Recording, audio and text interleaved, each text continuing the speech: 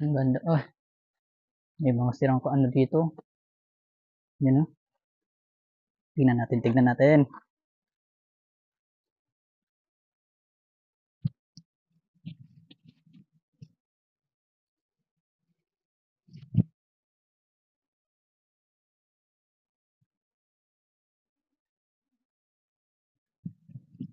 Wala, kinuha na yung ano, yung laman.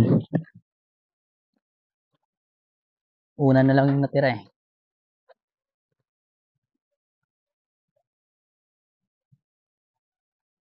Dadaan lang po. Tapos pag-aapak mo, no? Naapakan mo, diretso na ano, diretso ka na hulog sa ano, sa loob.